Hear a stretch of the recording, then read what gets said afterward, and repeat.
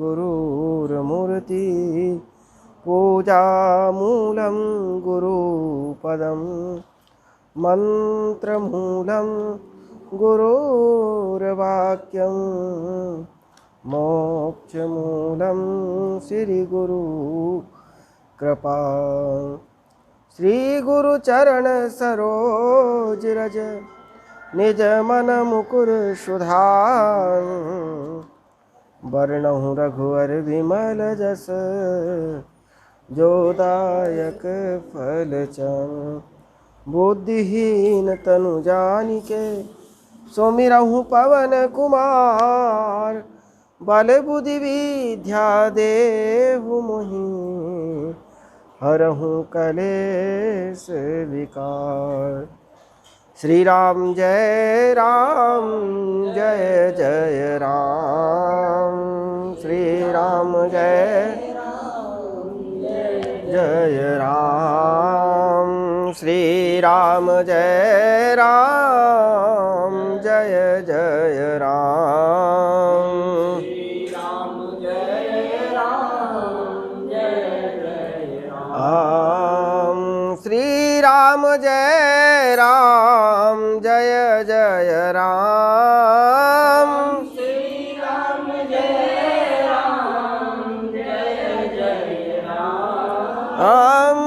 श्री राम जय जय राम।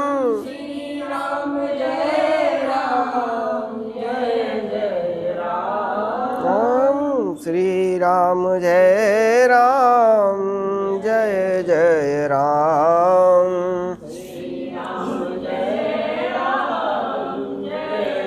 जय राम। मंगल भवन मंगलहारी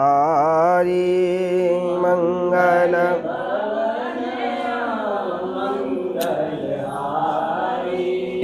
द्रवहु सुदशरथ अजिर बिहारी।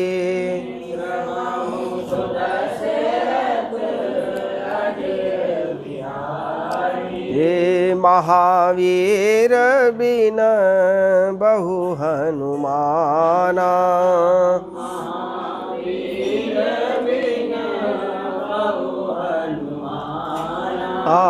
राम जासु जस आप बखाना।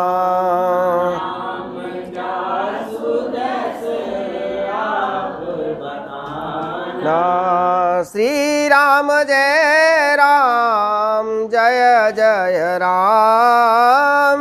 श्री राम जय जय राम। श्री राम जय जय राम। श्री राम जय जय राम।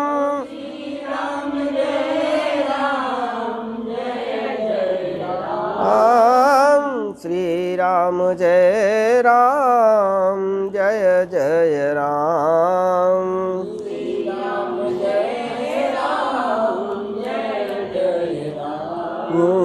श्री राम जय जय राम। श्री राम जय जय राम।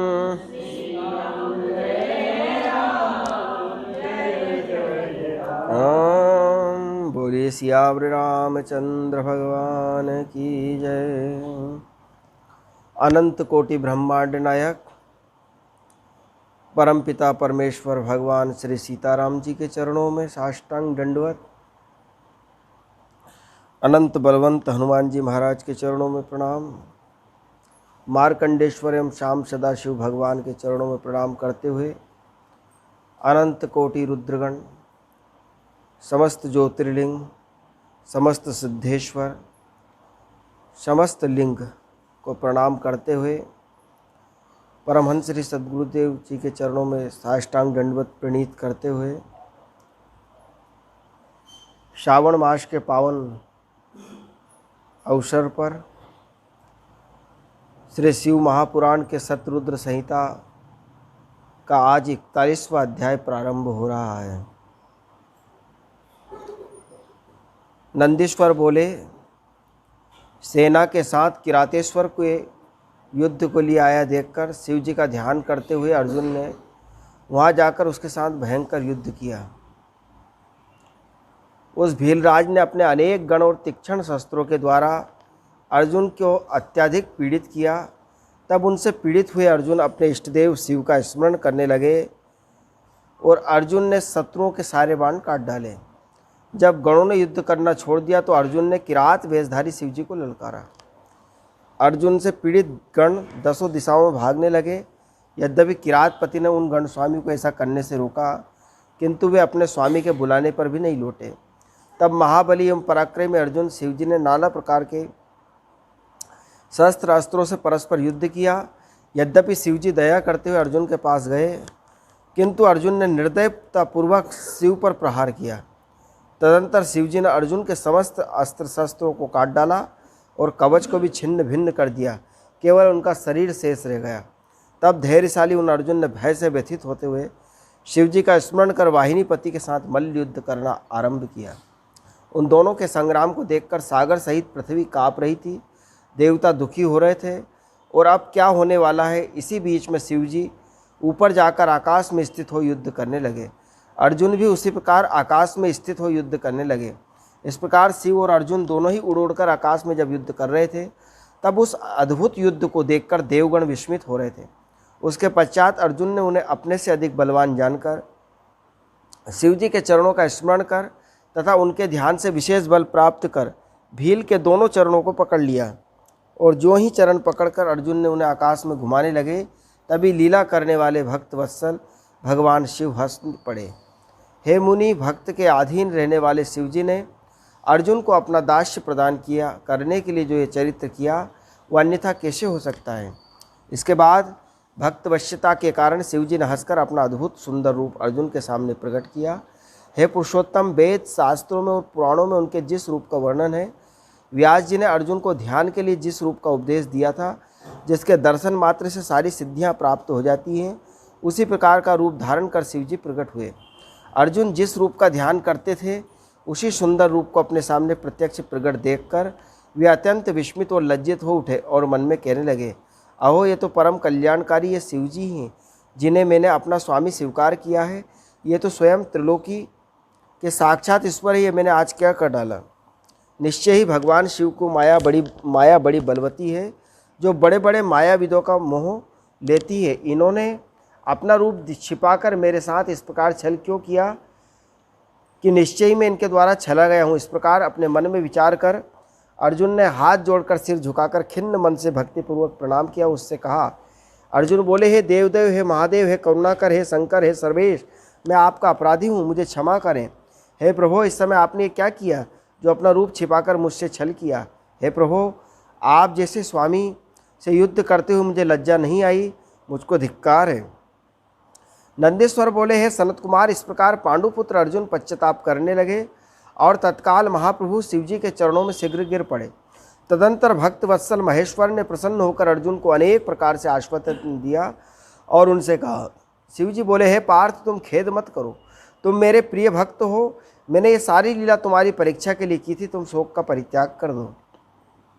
नंदीश्वर बोले, इस प्रकार कहकर प्रभु सदाशिव ने स्वयं अपने हाथों से अर्जुन को उठाया और स्वामी शिव जी के जैसे गुणों वाले गणों द्वारा उन अर्जुन की लज्जा दूर कराई। उसके अनंतर भक्तवत्सल भगवान शिव वीरों में माननीय पांडुपुत्र अर्जुन को प्रीति से पूर्णतः हर्षित करते हुए कहने लगे। शिव जी बोले, हे पांडव श्रेष्ठ, है प्रथापुत्र अर्जुन, मैं प्रसन्न हूँ, तुम वर मांगो। मैंने तुम्हारे द्वारा आज किए हुए प्रहार और संतानों को अपनी पूजा मान ली है। आज ये सब मैंने अपनी इच्छा से किया है, इसमें तुम्हारा कोई अपराध नहीं है। मुझे तुम्हारे लिए इस समय जो कुछ भी अदेय नहीं, तुम जो चाहते उसे मांग लो। मैंने शत्रुओं में तुम्हारा यश तथा राज्य प्रतिष्ठित करने के लिए कल्याण कर कृत्य किया है। तुम इस घटना के लिए दुख न मानो, अपनी सारी विकलता का त्याग करो।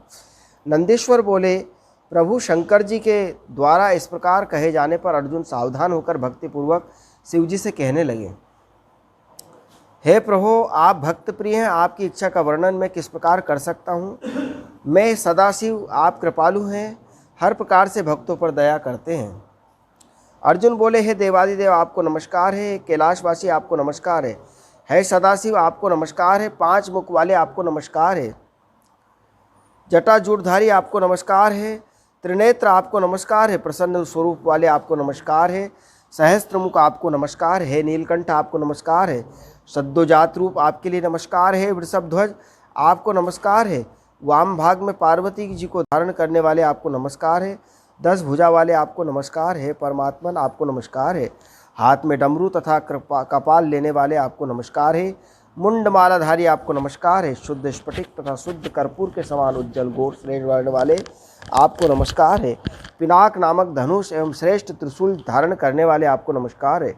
व्याघ्र चर्म का उत्तरी और गज चर्म का वस्त्र धारण करने वाले आपको नमस्कार है। सर्प से आवेष्टित अंगों वाले तथा सिर पर गंगा को धारण करने वाले आपको नमस्कार है। सुंदर पैर वाले आपको नमस्कार है। अरुणाभ चरणों वाले आपको नमस्कार है। नंदी आदि प्रमुख गणों से सेवित आपको नमस्कार है। हे गणेश रूप आपको नमस्कार है। कार्तिकेय के अनुगामी आपको नमस्कार है। भक्तों को भक्ति देने वाले तथा मुमुक्षों की मुक्ति देने वाले आपको नमस्कार है। गुण रहित आपको नमस्कार है। सगुण रूपधारी आपको नमस्कार है। अरूप स्वरूप सकल अकल आपको नमस्कार है। हे किरात रूप धारण कर मुझ पर अनुग्रह करने वाले, वीरों से प्रतिपूर्वक युद्ध करने वाले एवं नट की भांति अनेक प्रकार की लीला दिखाने वाले आपको नमस्कार है। इस त्रिलोकी में जो भी रूप दिखाई देता है वह आपका ही तेज कहा गया। आप ज्ञान स्वरूप हैं और शरीर भेद से रमण करते हैं। प्रभु, जिस प्रकार संसार में पृथ्वी के रजकण, आकाश के तारे तथा वृष्टि की बूंदें असंख्य है, उसी प्रकार आपके गुण भी असंख्य है। हे नाथ, आपके गुणों की गणना करने में तो वेद भी असमर्थ है। मैं तो मंदबुद्धि हूँ, आपके गुणों का वर्णन कैसे करूँ। हे महेश्वर, आप जो हैं सो हैं, आपको नमस्कार है। हे महेशान, मैं आपका सेवक हूँ, आप मेरे स्वामी हैं, आप मुझ पर कृपा करें। नंदीश्वर बोले, अर्जुन के द्वारा की गई स्तुति सुनकर परम प्रसन्न हुए भगवान सदाशिव ने हंसकर अर्जुन से फिर कहा। शिव जी बोले, हे पुत्र, बारंबार कहने से क्या प्रयोजन। मेरी बात सुनो, तुम शीघ्र ही मुझसे वर मांगो, मैं तुम्हें सब कुछ दूंगा। नंदीश्वर बोले, शिव जी का ये वचन सुनकर अर्जुन ने सदाशिव को हाथ जोड़कर प्रणाम किया और सिर झुकाकर प्रेम पूर्वक गदगद वाणी से कहा। अर्जुन बोले, हे प्रभु, आप तो सबके अंतःकरण में अंतर्यामी रूप से स्थित हैं, अतः आपसे क्या कहूँ। आप सब कुछ जानते हैं, फिर भी मैं आपसे जो प्रार्थना करता हूँ उसे सुने।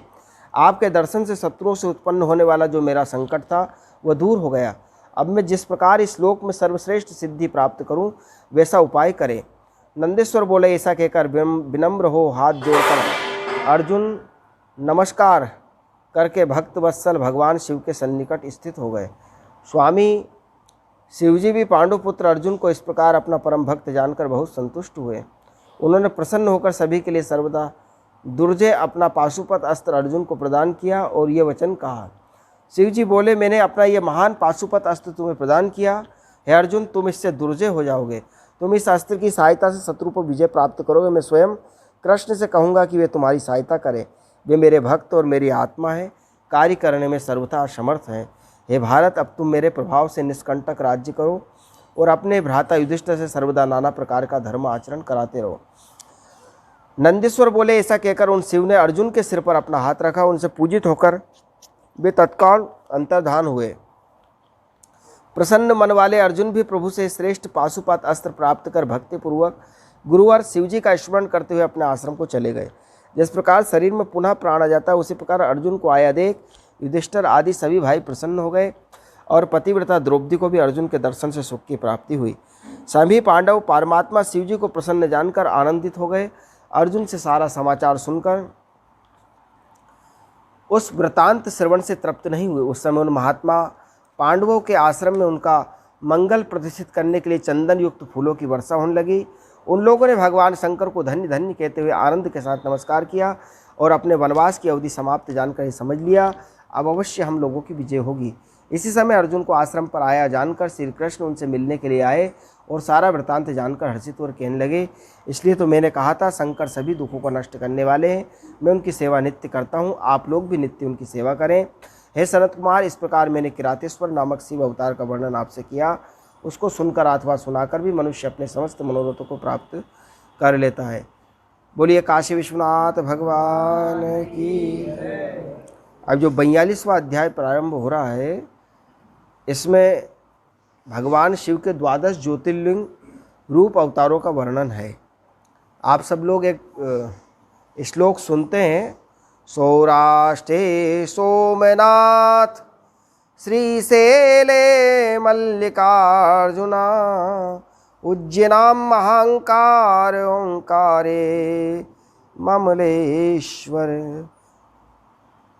इस प्रकार का श्लोक हम आप लोग सब सुनते हैं। सौराष्ट्र सोमनाथम च श्रीशैले मल्लिकार्जुनम उज्जयिनां महांकार मोंकार ममलेश्वरम परल्यां वेदनाथम च डाकिन्यां भीमशंकरम सेतु वंदे तु रामेशम नागेशम दारुक वने वाराणस्याम तु विश्वेशम त्र्यंबकम गौतमी तटे हिमालय तु केदारम घुस्मेशम चा शिवाले ऐतानि ज्योतिर्लिंगानि सायं प्रातः पठेन्नरा सप्त जन्म कृतम पापम स्मरणन विनश्यति। इन 12 ज्योतिर्लिंग का रोज सुबह और शाम जो पाठ करेगा उसके सारे पाप नष्ट हो जाएंगे। तो उनके बारे में आज आपको बता रहे हैं। नंदीश्वर बोले, हे मुने, तब अब अनेक प्रकार की लीला करने वाले परमात्मा शिवजी के ज्योतिर्लिंग 12 संख्यक अवतार को सुने। सौराष्ट्र में सोमनाथ, श्रीशैल पर मल्लिकार्जुन, उज्जैनाम महाकाल ओंकार में अमरेश्वर, हिमालय पर केदारेश्वर, डाकिनी में भीमशंकर, काशी में विश्वनाथ, गौतमी तट में त्र्यंबकेश्वर, चिताभूमि में वैद्यनाथ और दारुक वन में नागेश्वर, सेतुबंद में रामेश्वर एवं शिवालय में घुस्मेश्वर।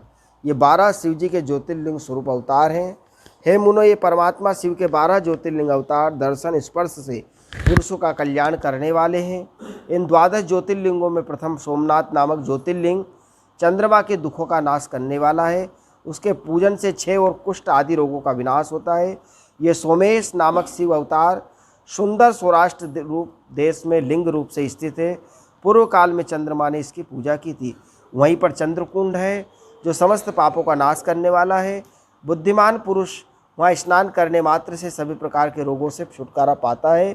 शिवजी के परमात्म स्वरूप महालिंग सोमेश्वर का दर्शन करने से मनुष्य पाप से मुक्त होता है और भोग तथा मोक्ष प्राप्त करता है। जिनकी जन्म कुंडली में चंद्रमा दुख देने की स्थिति में होता है या दुख देने वाले घरों में बैठा रहता है या नीच का चंद्रमा है, तो चंद्रमा से जो लोग पीड़ित होते हैं ऐसे लोगों को, वैसे सभी को जाना चाहिए, पर सोमनाथ की पूजा करने से विशेष लाभ उन लोगों को होता है, क्योंकि चंद्रमा के द्वारा शंकर जी वहाँ प्रकट हुए हैं। शंकर जी जो तपस्या है वहाँ पे चंद्रमा ने वहाँ पे पूजा की थी। वहीं पर चंद्रकुंड है, वहाँ पे उसने तपस्या करी थी। क्योंकि जब चंद्रमा का क्षय होता था, क्षय का मतलब जैसे एक पखवाड़ा बढ़ता है एक पखवाड़ा घटता है, तो पहले क्या घट रहा था। शंकर जी की पूजा करी तो उन्होंने फिर आशीर्वाद दिया और ये कहा कि एक पखवाड़ा घटेगा तो एक पखवाड़ा बढ़ेगा भी सही, नहीं तो घटते ही जा रहा था। वो एक अलग बात है कि क्यों घट रहा था, वो एक अलग ही कथा है। तो हे तात, शिव का मल्लिकार्जुन नामक दूसरा अवतार श्रीशैल पर हुआ जो भक्तों की मनोवांछित फल प्रदान करता है। मुने, वे भगवान शिव कैलाश पर्वत से पुत्र कार्तिकों को देखने के लिए अत्यंत प्रीतिपूर्वक श्रीशैल पर गए और वहाँ लिंग रूप से भक्तों के द्वारा संतुष्ट हो गए। हे मुने, उस द्वितीय ज्योतिर्लिंग की पूजा करने से महान सुख की प्राप्ति होती है और अंत समय में वह निसंदेह मुक्ति प्रदान करता है। हे तात, शिवजी का तीसरा महाकाल नामक अवतार उज्जैन में अपने भक्तों की रक्षा के लिए हुआ था। पूर्व काल में रत्नमाला नामक स्थान पर निवास करने वाला वेदोक्त धर्म का विध्वंसक सर्वनाशक ब्राह्मण द्वेषी दूषण नामक असुर उज्जैनी गया। तब वेद नामक ब्राह्मण के पुत्र ने शिवजी का ध्यान किया। तब उन शिवजी ने उस असुर को हुंकार मात्र से उस समय भस्म कर दिया। इस प्रकार उस दैत्य को मारकर देवगणों से प्रार्थित होकर अपने भक्तजनों की रक्षा के लिए वे महाकाल नामक इस ज्योतिर्लिंग स्वरूप में वही उज्जैन में प्रतिष्ठित हुए। इस महाकाल नामक ज्योतिर्लिंग के दर्शन और यत्नपूर्वक पूजन से सभी कामनाएं सिद्ध होती हैं और अंत में उत्तम गति प्राप्त होती है। उज्जैन तो आप सब लोग कई बार दर्शन किया है महाकाल का। परमात्मा शिवजी के द्वारा धारण किया हुआ परमेश्वर संपन्न चौथा अवतार ओंकारेश्वर नाम से प्रसिद्ध है, जो भक्तों को इच्छित फल देने वाला है। विंध्य के द्वारा भक्तिभाव से विधिपूर्वक पार्थिव लिंग स्थापित किया गया, जिससे विंध्य की कामनाओं को पूर्ण करने वाले वे महादेव आविर्भूत हुए। देवगणों के द्वारा प्रार्थना किए जाने पर शिवजी वहाँ 2 रूपों में स्थित हुए। हे मुनीश्वर, लिंग रूप से स्थित हुए भक्तों पर कृपा करने वाले तो और भोग तथा मोक्ष को देने वाले हैं। हे मुनीश्वर, प्रणव में ओंकार नाम से स्थित शिव ओंकारेश्वर नाम से प्रसिद्ध है। पार्थिव लिंग परमेश्वर नाम से प्रसिद्ध है। हे महामुने, इनके दर्शन तथा पूजन करने से भक्तों की अभिष्ट फल की प्राप्ति होती है। इस प्रकार मैंने आपसे चतुर्थ स्थानीय ओंकारेश्वर तथा परमेश्वर ज्योतिर्लिंग का वर्णन किया है। ओंकारेश्वर भी आप लोग सब गए होंगे। नर्मदा जी के किनारे ओंकारेश्वर भगवान बसे हुए हैं। और जो ओंकार जो पर्वत है जहाँ पर ओंकारेश्वर हैं, वो पर्वत ओम के आकार का बना हुआ है। जो पहाड़ है वो ओम के आकार का बना है और उसमें बिंदु भी लगी हुई है इस प्रकार से।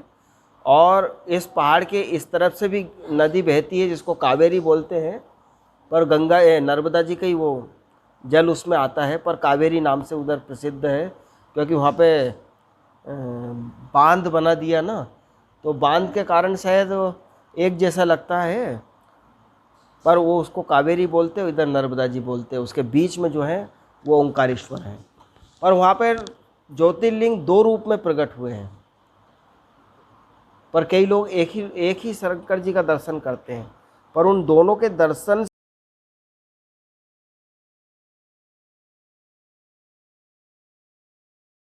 से पूरा ज्योतिर्लिंग माना जाता है।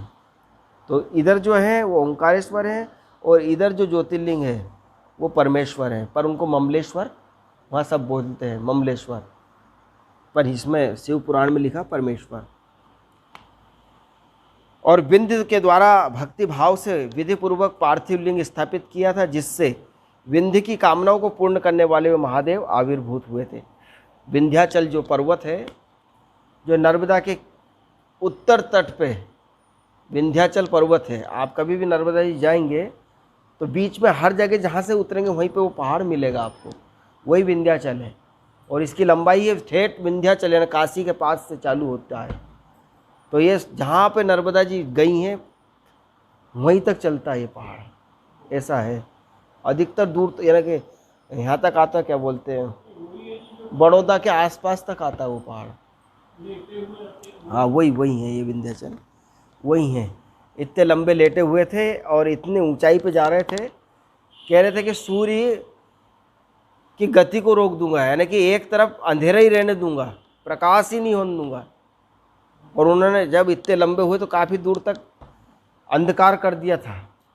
भाई जब आप खड़े होगे तो सूर्य भगवान आएंगे भी तो एक तलेटी पे तो अंधकार कर ही देंगे, पर उन्होंने काफ़ी दूर तक उसका अपना यानी कि सूर्य भगवान का जो प्रकाश है उसको रोकने का प्रयास कर रहे थे। सब देवता उन घबराए, सूर्य भगवान भी घबराए कि भाई ये मेरे पास ही आने वाला है तो न जाने क्या होगा।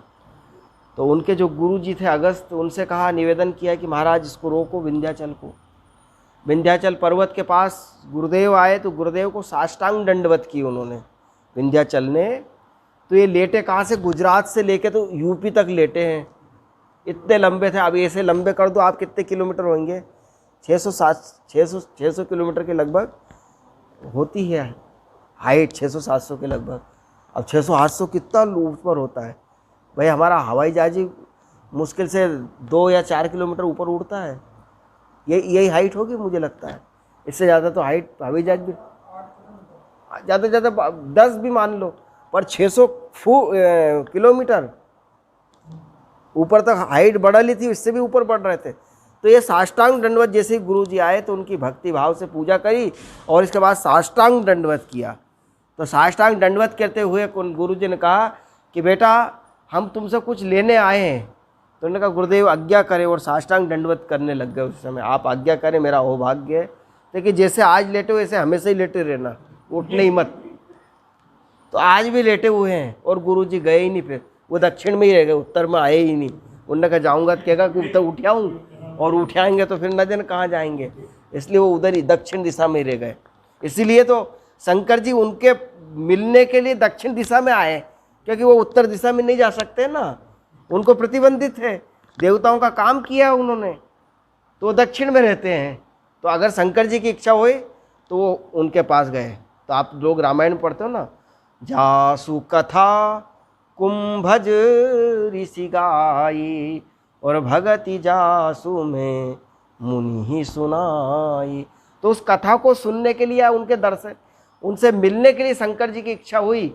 तो शंकर जी स्वयं कैलाश पर्वत से उतरकर दक्षिण भारत में आए, दक्षिण भारत में हो रहते हैं। तो ये विंध्याचल के द्वारा प्रार्थना करने पर ओंकारेश्वर भगवान प्रकट हुए। तो देवगणों के द्वारा प्रार्थना किए जाने पर शिव जी वहाँ दो रूपों में स्थित हो गए और दोनों भोग और मोक्ष को देने वाले हैं। हे मुनीश्वर, प्रणव में ओंकार नाम से स्थित शिव ओंकारेश्वर नाम से प्रसिद्ध हुए। पार्थिव लिंग परमेश्वर नाम से प्रसिद्ध हुए। इनके दर्शन और पूजन करने से भक्तों को अभिष्ट फल की प्राप्ति होती है। इस प्रकार मैंने आपसे चतुर्थ स्थानीय ओंकारेश्वर तथा परमेश्वर ज्योतिर्लिंग का वर्णन किया। परम शिव पांचवा अवतार केदारेश्वर नाम वाला है। यह ज्योतिर्लिंग रूप से केदार क्षेत्र में स्थित है। हे मुनि, विष्णु के जो नर नारायण नामक अवतार है, उनके द्वारा वहाँ के निवासियों द्वारा प्रार्थना किए जाने पर वे शिव हिमालय के केदार नामक स्थान पर स्थित हुए। उन दोनों ने इन केदारेश्वर नामक ज्योतिर्लिंग की पूजा की।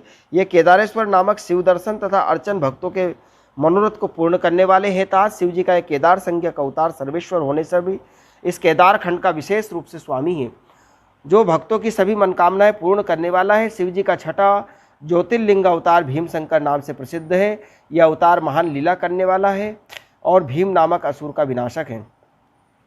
इन्हीं भीमशंकर ने भक्तों को दुख देने वाले भीम नामक अद्भुत दैत्य को मारकर कामरूप देश के सुदीक्षण नामक भक्त की राजा की रक्षा की। इसलिए वे राजा द्वारा प्रार्थना किए जाने पर भीमशंकर नामक ज्योतिर्लिंग के रूप से उस डाकनी नामक स्थान में स्वयं प्रतिष्ठित हुए। हे मुनि, शिव जी का सातवां विश्वेश्वर नामक अवतार काशी में हुआ, जो समस्त ब्रह्मांड का स्वरूप है एवं भोग एवं मोक्ष को देने वाला है। विष्णु आदि समस्त देवों ने इस विश्वेश्वर ज्योतिर्लिंग का पूजन किया और कैलाशपति भैरव तो इसकी नित्य पूजा करते हैं। स्वयं सिद्ध स्वरूप ये प्रभु अपनी काशी पुरी में ज्योतिर्लिंग स्वरूप से विराजमान है तथा मुमुक्षु को वहाँ पर मुक्ति प्रदान करते हैं। जो लोग भक्तिपूर्वक काशी तथा विश्वेश्वर का नाम निरंतर जप करते हैं, वे कर्मों से सर्वदा निर्लिप्त रहकर केवल्य पद के भागी होते हैं।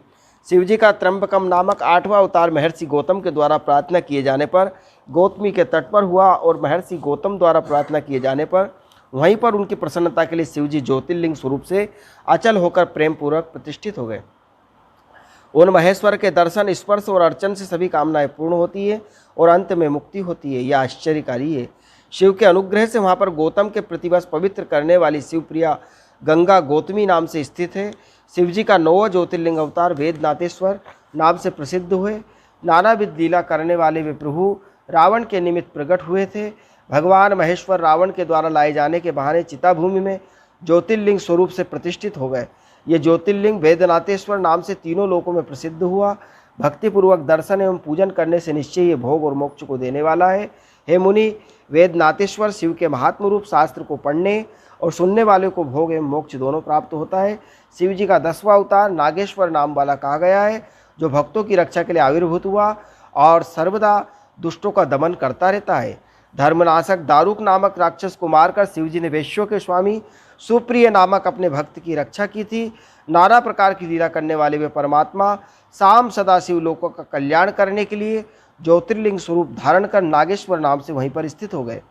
हे मुनि, उस नागेश्वर नामक शिवलिंग का दर्शन पूजन करने से महापातकों के समूह शीघ्र नष्ट होते हैं। हे मुनि, शिव जी का 11वां अवतार रामेश्वर नाम से प्रसिद्ध है, जो रामचंद्र जी का प्रिय करने वाला है। ये रामचंद्र जी के द्वारा स्थापित किया गया है। ज्योतिर्लिंग स्वरूप से आविर्भूत हुए उन भक्त वत्सल भगवान रामेश्वर ने ही रामचंद्र के द्वारा संतुष्ट किए जाने पर उनको विजय का वरदान दिया था। हे मुनि, रामचंद्र जी द्वारा बहुत प्रार्थना करने पर उनके द्वारा सेवित हुए शिव जी ज्योतिर्लिंग स्वरूप से सेतुबंध में स्थित हो गए। रामेश्वर की महिमा इस पृथ्वी तल पर अद्भुत तथा अतुलनीय हुई। ये भोग और मोक्ष को देने वाले तथा भक्तों के पूर्ण मनोरथ करने वाले हैं। जो मनुष्य रामेश्वर को उत्तम भक्तिपूर्वक गंगा जल से स्नान कराता है, वो जीवन मुक्त हो जाता है। रामायण में भी लिखा, जो गंगा जल आनी चढ़ाइए सो सायुज मुक्ति नर पाइए। वह श्लोक में देवताओं के लिए दुर्लभ सभी प्रकार के सुखों का उपभोग कर अंत में उत्तम ज्ञान प्राप्त कर केवल ये मोक्ष प्राप्त करता है। शिव जी का 12वां अवतार घुष्मेश्वर नाम से प्रसिद्ध हुआ। जो भक्तों पर कृपा करने वाला, अनेक विध लीला करने वाला तथा घुस्मा को आनंद देने वाला है। हे मुनि, दक्षिण दिशा में देवसेल के समीप स्थित सरोवर में घुस्मा का कल्याण करने वाले प्रभु शिव प्रकट हुए थे। हे मुनि, इन्हीं भक्त वत्सल शिव जी ने सुदेहा द्वारा मारे गए घुस्मा के पुत्र की उसकी भक्ति से प्रसन्न हो रक्षा की थी। घुस्मा के द्वारा प्रार्थना किए जाने पर संपूर्ण कामनाओं को देने वाले प्रभु घुस्मेश्वर नाम से उस सरोवर में ज्योतिर्लिंग स्वरूप से स्थित हो गए। उस शिवलिंग का दर्शन एवं भक्तिपूर्वक पूजन करने से मनुष्य इस लोक में सभी प्रकार का सुख भोग कर अंत में मुक्ति प्राप्त कर लेता है। हे सनत कुमार, इस प्रकार मैंने भोग तथा मोक्ष देने वाले इन दिव्य द्वादश ज्योतिर्लिंग का वर्णन आपसे कर दिया। जो मनुष्य ज्योतिर्लिंग की इस कथा को पढ़ता अथवा सुनता है वह समस्त पापों से छूटता है और भोग तथा मोक्ष को प्राप्त कर लेता है। मैंने शिव जी के 100 अवतारों की उत्तम कीर्ति से पूर्ण तथा सभी मनोरथ को पूर्ण करने वाली इस सतरुद्र नामक संहिता का वर्णन कर दिया। जो एकाग्रचित होकर इसे नित्य पढ़ता है अथवा सुनता है उसकी समस्त कामनाएं पूर्ण होती हैं और उसके बाद वो मुक्ति को प्राप्त करता है। बोलिए काशी विश्वनाथ भगवान की जय। क्या समय हो गया?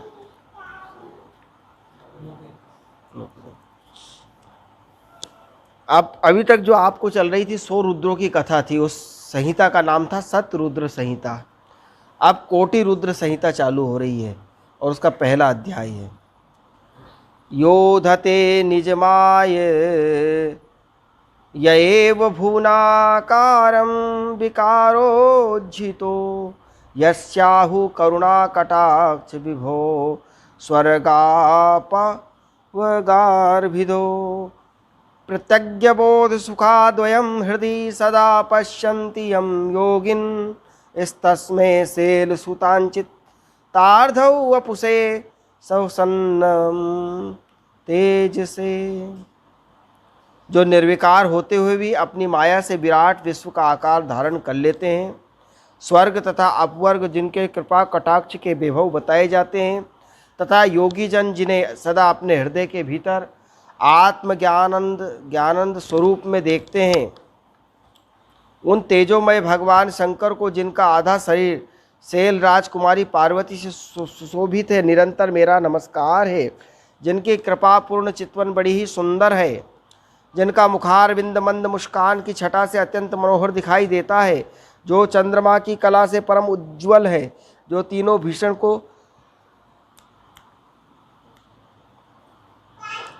भीषण तापों को शांत कर देने में समर्थ है, जिनका स्वरूप सच्चिन्मय परमानंद स्वरूप से प्रकाशित होता है, जो गिरिराज नंदिनी पार्वती के भुजपाद से आवेष्टित है, वह शिव नामक कोई अनिर्वचनीय तेज पुंज सबका मंगल करे।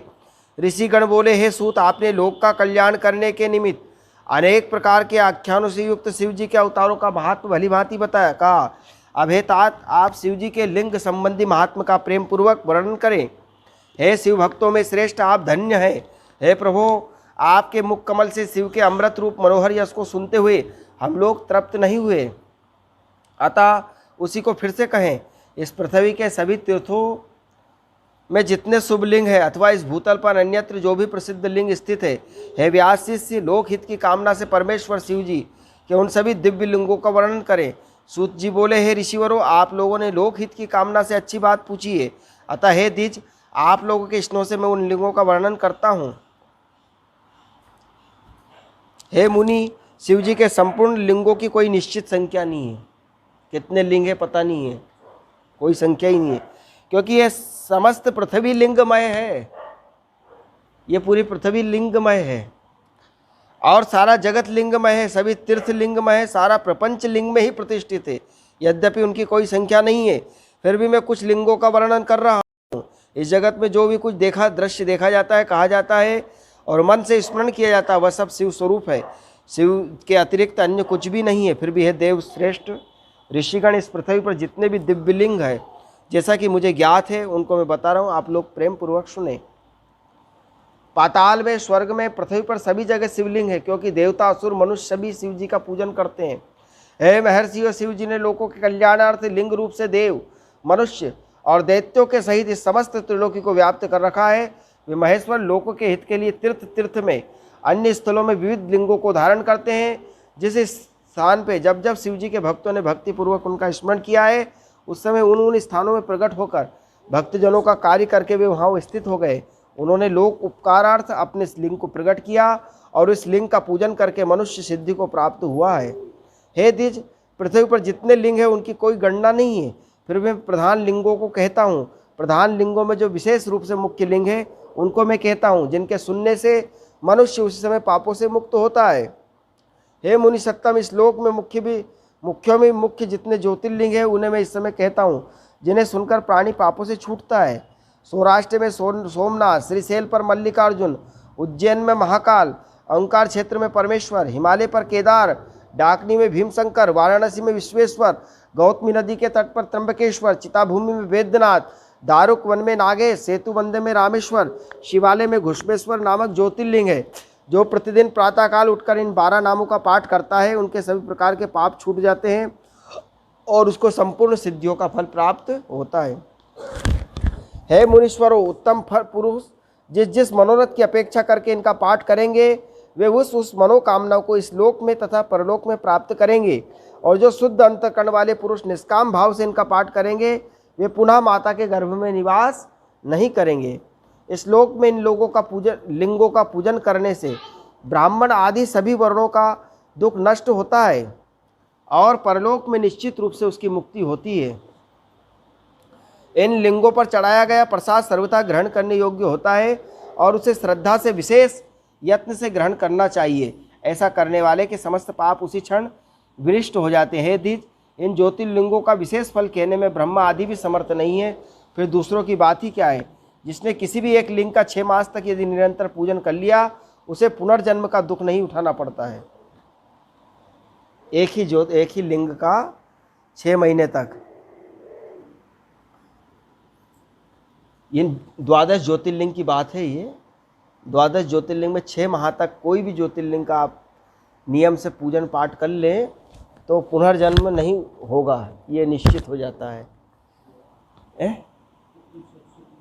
12 ज्योतिर्लिंग की बात है, पर ये या तो उज्जैन में रह के ओंकारेश्वर में, केदारेश्वर में।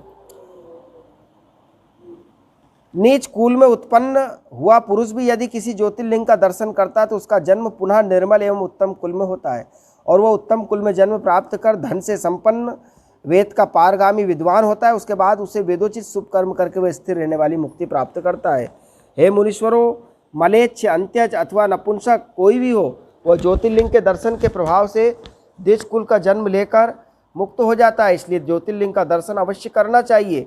हे मुनि सत्तमो, मेरे संक्षेप से इन ज्योतिर्लिंगों के फलों का वर्णन किया, अब इनके उपलिंगों को सुने। मही नदी तथा सागर के संगम पर जो अंतकेश नामक लिंग स्थित है वह सोमेश्वर का उपलिंग कहा गया है। भृगु कच्छ में स्थित परम सुखदायक रुद्रेश्वर नामक लिंग ही मल्लिकार्जुन से प्रकट हुआ उपलिंग कहा गया है। नर्मदा के तट पर महाकाल से प्रकट हुआ दुग्धेश्वर नाम प्रसिद्ध उपलिंग है जो संपूर्ण पापों का विनाश करने वाला है।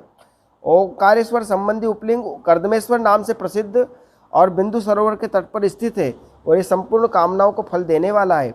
यमुना के तट पर केदारेश्वर से उत्पन्न भूतेश्वर नामक उपलिंग स्थित है जो दर्शन एवं पूजन करने के लिए महापाप नाशक कहा गया है। ये भूतेश्वर की महिमा तो उनने राजेंद्र दास जी महाराज ने भी बताई थी। मथुरा में है ये, यमुना के तट पर, और जो ब्रज में रहते हैं और वृंदावन और ब्रज में जहाँ भी रहते हुए उनका शरीर छूटता है तो भूतेश्वर महाराज की ड्यूटी रहती है कि उसके पैरों में बेड़ी बांधते हैं वो और उसको घसीटते हैं अगर पापी हो तो, क्योंकि धाम में रह रहा है तो धाम में रहने के कारण उसकी तो मुक्ति होगी निश्चित रूप से, उसको तो मुक्ति देनी पड़ेगी। पर कोई लोग क्या होते हैं कि जीते जी पाप छोड़ नहीं पाते हैं, तो फिर ऐसे लोगों के लिए शंकर जी अपनी बेड़ी को उठाते हैं और उसके पैरों में बांधते हैं, हाथ में बांधते हैं और उसको घसीटते हैं और पूरे ब्रज की परिक्रमा लगाते हैं और लगाते लगाते वो चरण ब्रज में जितने उसके पाप है सब नष्ट हो जाएंगे और जब हो जाएंगे उस समय उसको मुक्त कर देंगे। कहने का मतलब है पाप का फल भोगना पड़ेगा, मुक्त होने के पहले शुद्ध होना जरूरी है और जब तक शुद्ध नहीं होंगे जब तक मुक्त नहीं होंगे। तो या तो हम भोग के भोग लें या फिर भगवान भुगवा के भोगवा देता है, शुद्ध करते हैं। इसलिए जो महापुरुष होते हैं उनको काफ़ी कष्ट होता है, क्योंकि उनका शरीर इस लायक कर देता भगवान कि अब जो है तुझे यानी कि इस पृथ्वी पर पुनः नहीं आना पड़ेगा, तो जो भी बचे खुचे संस्कार है वो सब नष्ट कर देंगे।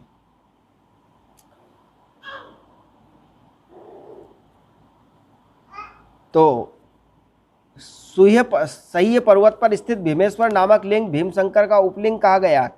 वह प्रसिद्ध लिंग महान बल को बढ़ाने वाला है। विश्वेश्वर से उत्पन्न लिंग शरणेश्वर नाम से प्रसिद्ध हुआ। त्र्यंबकेश्वर के सिद्धेश्वर लिंग प्रकट हुआ और वेदनाथ से बैजनाथ नामक लिंग प्रकट हुआ। वेदनाथ से बैजनाथ। मल्लिका सरस्वती के तट पर स्थित एक अन्य भूतेश्वर नाम का शिवलिंग नागेश्वर से उत्पन्न उपलिंग कहा गया, जो दर्शन मात्र से पापहारी है। रामेश्वर से जो प्रकट हुआ वो गुप्तेश्वर या घुस्मेश्वर से जो प्रकट हुआ वो व्याघ्रेश्वर कहा गया। ये ब्राह्मणों, इस प्रकार मैंने ज्योतिर्लिंग तथा उनके उपलिंगों का वर्णन किया। ये दर्शन मात्र से पापों को दूर करने वाले तथा संपूर्ण मनोरथ को सिद्ध करने वाले हैं। हे ऋषि श्रेष्ठ, हे प्रधान लिंग, इनके उपलिंग मुख्य रूप से प्रसिद्ध है। अब अन्य प्रसिद्ध लिंगों को भी सुने। बोलिए काशी विश्वनाथ भगवान की जय। गंगा के तट पर परम प्रसिद्ध काशी नगरी है, जो सबको मुक्ति प्रदान करने वाली है। उसे लिंगमयी जानना चाहिए, वह सदाशिव की निवास स्थली मानी गई है। वहीं पर अविमुक्त नामक मुख्य लिंग है। उसी के समान कृतिवासेश्वर लिंग एवं वृद्धकाल लिंग काशी में है। काशी में तिल भांडेश्वर तथा दशा अश्वमेध लिंग भी है। गंगा सागर के संगम पर संगमेश्वर नामक लिंग भी कहा गया, जिन्हें भूतेश्वर कहा गया और जो नारीश्वर नाम से विख्यात है। ये कोसकी नदी के तट पर विराजमान है, भक्तों को सभी फल प्रदान करने वाले हैं। गंडकी नदी के तट पर बटुकेश्वर नामक लिंग है। फल्गु नदी के तट पर सुखदाई पुरेश्वर नामक लिंग है और उत्तर नगर नामक नगर में सिद्धनाथेश्वर तथा दुरेश्वर नामक लिंग है, जो दर्शन मात्र से मनुष्य की सिद्धि प्रदान करने वाले हैं। शंगवेश्वर वेदनाथेश्वर नामक लिंग को भी वैसे ही दधी जी की संग्राम भूमि जयेश्वर नामक प्रसिद्ध लिंग है। इसी प्रकार गोपेश्वर, रंगेश्वर, वामेश्वर, नागेश्वर, कामेश्वर तथा बिमलेश्वर नामक लिंग कहे गए हैं। व्यासेश्वर, सुकेश्वर, भांडेश्वर, हुंकारेश्वर, सुरोनेचेश्वर, भूतेश्वर, संगमेश्वर नामक लिंग कहे गए, जो महापातक का नाश करने वाले हैं। तब तक नदी का तट पर कुमारेश्वर, सिद्धेश्वर, सेनेश्वर नामक प्रसिद्ध लिंग किए गए हैं। पूर्णा नदी के तट पर रामेश्वर, कुंभेश्वर, नंदीश्वर, पुंजेश्वर और पूर्णकेश्वर लिंग कहे गए हैं। पूर्व समय में ब्रह्मा के द्वारा प्रयाग के दशा अश्वमेध तीर्थ में स्थापित किया हुआ ब्रह्मेश्वर नामक लिंग धर्म, अर्थ, काम और मोक्ष को देने वाला है। वहीं पर सभी विपत्तियों को दूर करने वाला सोमेश्वर नामक लिंग, ब्रह्म तेज की वृद्धि करने वाला भारदेश्वर नामक लिंग है। वहीं पर कामनाओं को देने वाला साक्षात शूलकंठेश्वर लिंग और भक्तों की रक्षा करने वाला माधेश्वर लिंग बताया गया है। हे द्विजो, साकेत अयोध्यापुरी में नागेश नामक प्रसिद्ध लिंग है, जो विशेष रूप से सूर्यवंश में उत्पन्न हुए लोगों को सुख देने वाला है। जगन्नाथपुरी में उत्तम सिद्धि प्रदान करने वाला भुवनेश्वर लिंग है। लोकेश्वर नामक महालिंग सभी प्रकार के आनंद को देने वाला है। जगन्नाथपुरी में भुवनेश्वर एक शहर है, उसमें लिंग है ये।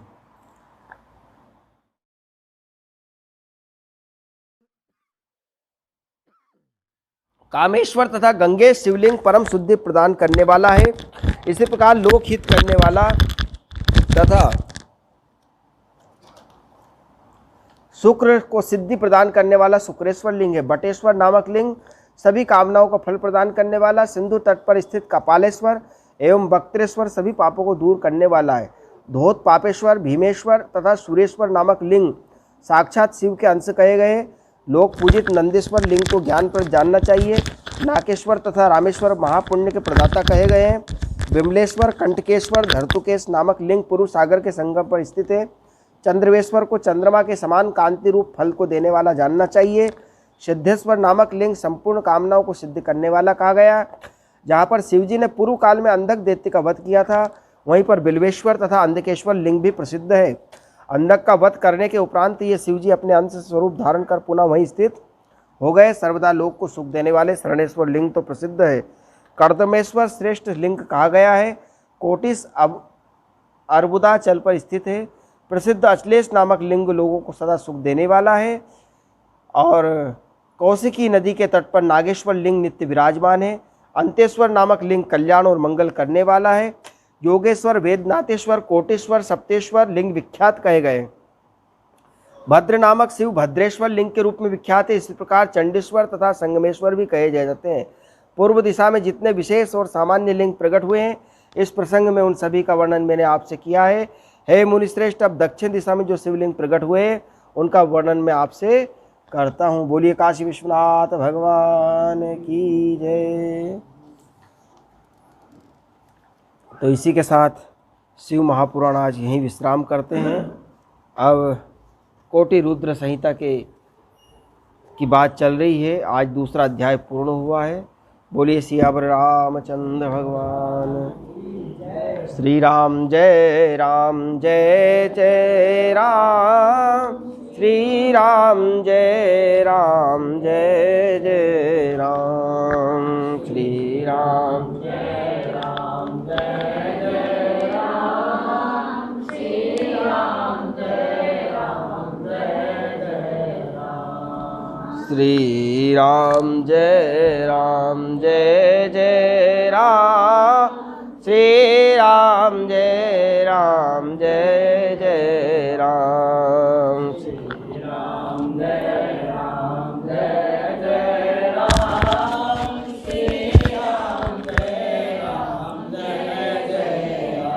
राम। श्री राम जय जय राम। श्री राम जय जय राम। श्री राम जय जय राम।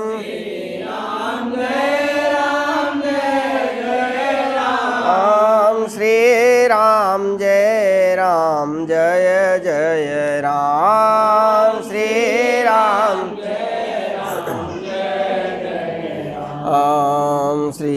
राम जय जय राम। श्री राम श्री राम जय जय राम। श्री राम जय जय राम। श्री राम जय जय राम। श्री राम जय जय राम। श्री राम जय जय राम। बोलिए श्याम। बोलिए शिव महापुराण की जय। श्यावर रामचंद्र भगवान की जय। काशी विश्वनाथ भगवान की जय। श्रावण मास की जय। शिवनाथ पार्वती पते महादेव। गंगे नर्मदे क्षिप्रे जटाशंकरे हर हर महादेव। सीताराम।